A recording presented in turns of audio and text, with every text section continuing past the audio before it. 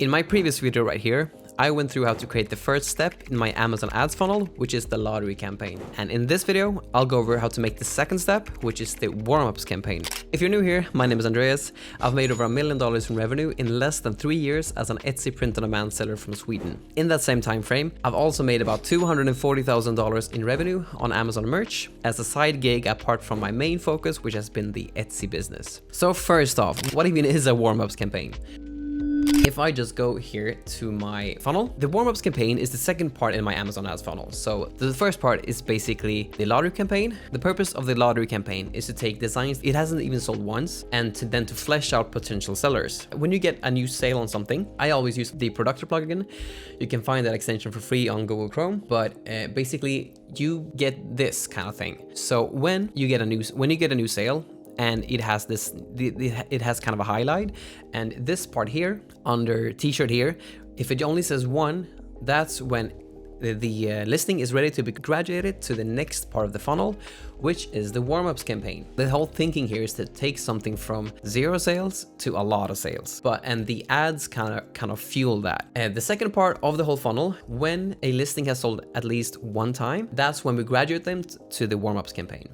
And the easiest way to look after this is to just look at either today's sales or yesterday's sales, which is just down below here. And if something has sold for the first time, the number here on the t-shirts, if it says 1, that's when we put them into the Warmups campaign. This campaign is super simple. It won't be super long just because of that. To set this up, all you need to do here is go to your Amazon ads, then click create campaign. Then you come to this page. Then you do a sponsored product campaign. You name this whole campaign will only have 1 ad group. So the ad group will be called up Warmups. And in here, you would take the listing that has sold once. If the number here says 1 and it's sold for the first time, that's when you enter, that's the listing that you enter here into the Warmups campaign. And then so that's the one that we should enter here. What we basically then do is go to automatic targeting. We set bids by targeting group. We take away compliments.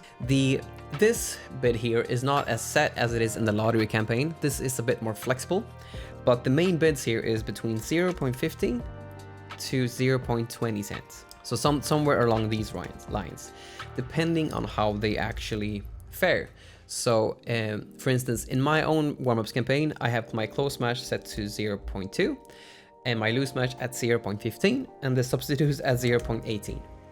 But that's after I've just seen that, okay, the substitutes aren't selling that much, I need to raise the bid, or for instance, the loose match doesn't need to have as much of a high bid because it's spending like too much, so I just lower that bid. But basically, after just optimizing the whole thing and just seeing what works, what doesn't work, I change the bid accordingly. But as it's set now for quite almost the whole year, I think it's been this. So 0.2, 0.15, and then 0.18. But it's always been flexible between 0.15 to 0.20. You don't mess with negative targeting here. No need for that.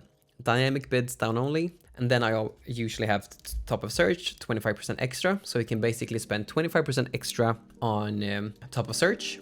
So basically, if I have something set at 0.15 on the loose match, top of search here, it can spend almost 19 cents instead. That's what that means. And the campaign is called Warmups. I have a $300 budget. Remember, the budget here is mainly like a cap. It can't exceed that amount. So that's all that it is.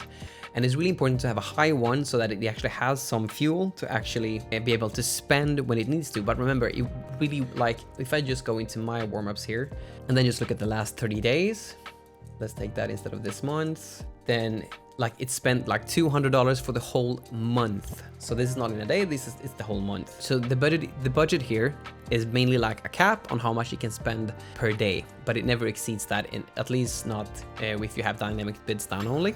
So yeah, then you just create launch campaign, and then it will look something kind of like this. So you will have your Warmups campaign basically. So you go in here, and then you will have the ad group called Warmups as well. And when something basically sells during a day, you just take that, you just look at here, or down below here, you just look at yesterday's sales, and then you just add that into the Warmups campaign. The whole thesis with this kind of campaign is to just keep it super simple. So simplicity is really important because you want everything shoved in an automatic campaign to see which of these actually, when you have some more when you have a higher bid that you can push them, some listing won't sell, some listing will sell really well. Like the whole thinking behind it is to see, okay, this one is starting to sell more and more. Like let's say that you have a listing that has sold once, and then you put them in the warm-ups campaign, and then you see that it's starting to sell consistently. And now, if you look at this part on the producer page, you would see that it's sold. Okay, it sold at least 10 times. That's when you graduate them up to the third part of the funnel, which is the hot campaign.